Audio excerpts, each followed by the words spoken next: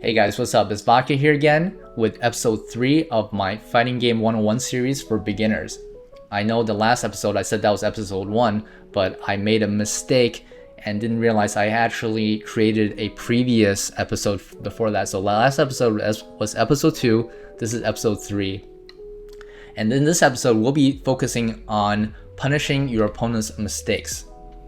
In the last episode, we talked about identifying your opponent's play and their play styles and how they're moving in order to capture, trying to find out what their mistakes are. But as a beginner, oftentimes you'll be making a lot of mistakes, your opponents will be making a lot of mistakes, and it'll be pretty obvious when a mistake is made, and there will be a lot of these opportunities for you to capitalize on these mistakes. I will be giving you some tips on how to best approach learning the best way to capitalize on your opponent's mistakes in order to improve your game. So number 1, you want to identify the mistake. As a beginner, things as easy as them whiffing a dragon punch in the air and leaving them wide open, you have all the time in the world to know that they're going to come down, so you want to get them with a big fat punish. Maybe they're doing a lot of these unsafe special moves just willy-nilly, like I said in the last video, and you have to really keep your eye out for these things so you're ready to punish them. Which leaves us to bullet point number 2, which is actually knowing your character as well as knowing your opponent's character. Let's say my character is Akuma and their character is Ryu, pretty common characters, and I'm just using Alpha 3 as an example.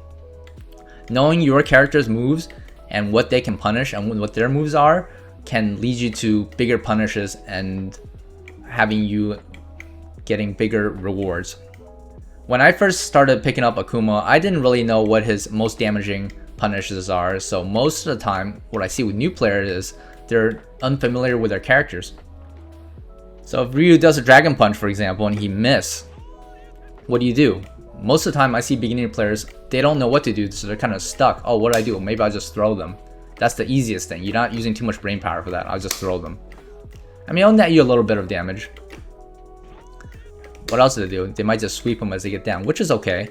But if you want to improve your game, you should be ready for when these kind of mistakes happen, so you're ready to hit them with the most damaging combo that you can.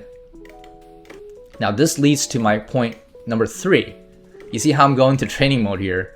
You want to utilize training mode in this fashion. You want to turn on your game data so you know how much damage you're doing, how much stun you're doing. And you want to lab out what the optimal punishes are.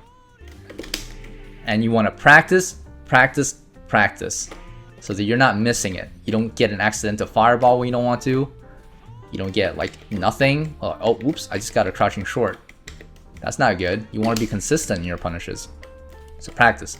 Also practice from both sides, left and right side. And now pretty much all modern games, even the old retro games, the remake, have recording functions, so utilize it like I'm doing here.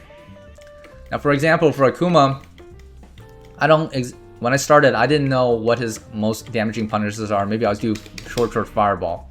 As you can see, the damage is 16 damage. Not a ton, but it gets me a knockdown, pushes them away, which is also not great because I want to be in their face. Not the ideal punish. So what else can I do? I thought maybe I can do a Fierce into a DP. It does 35 damage, good damage, but the problem with that was, as I found out in training mode, that it doesn't always hit.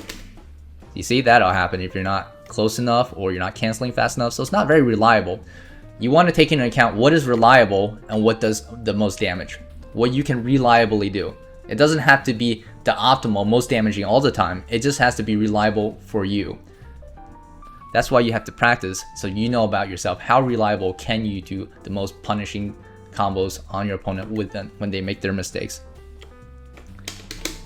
You can also do that.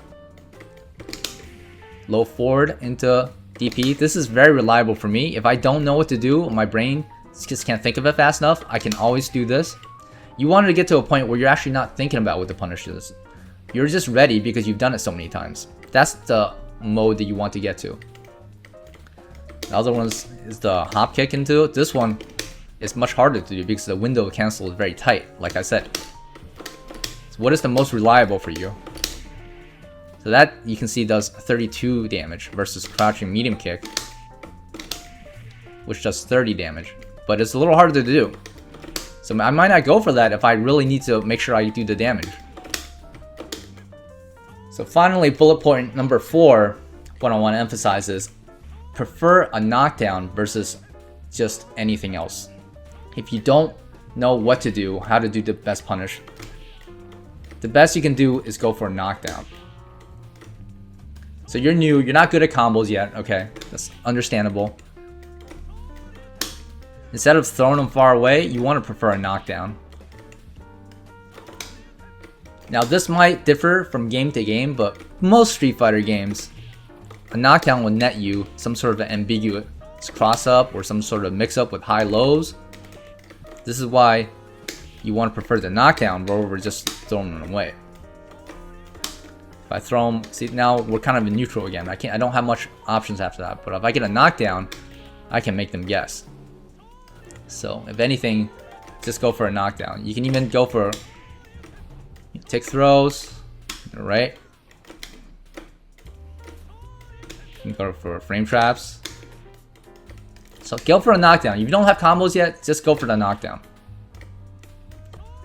And finally, know what the most damaging, just practice always your most damaging combos. For this game, in Vism, obviously my most damaging combo as Goki Akuma is his custom combo. So be ready to activate.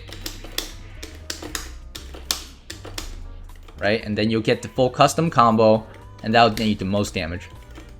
If you have like Aism, or you just have a super bar or something, do the maximum level 3 if you're gonna kill. And it comes down to resource management, but we won't get to that yet. As of right now, just do whatever hurts them the most. To summarize, you want to identify their mistakes, you want to know your character and their character, you need to practice, and then if all else fails, you'll want to prefer the hard knockdown. As you improve at the game, you'll find more opportunities to punish your opponent's mistakes. Your brain will be ready for these situations to hit them with the most punishing combos and damage to leave you at the most advantageous.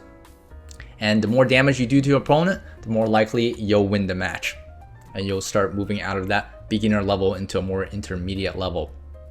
And this will continue to feed into that virtuous cycle. You'll start doing more of what I talked about in the last video of identifying what your opponent is doing to find more opportunities to get the max out of your punishes. In the next episode, I'll be talking about how to identify your own mistakes and what you can do about it. If you like this video, guys, give it a like, subscribe to my channel, and I hope to see you guys in the next video. If you have something you want to leave comments in the comment section below, please do that and let me know what else you want to hear me talk about. And I hope you enjoyed this fighting game 101 series that I'm doing. Thanks for watching, guys.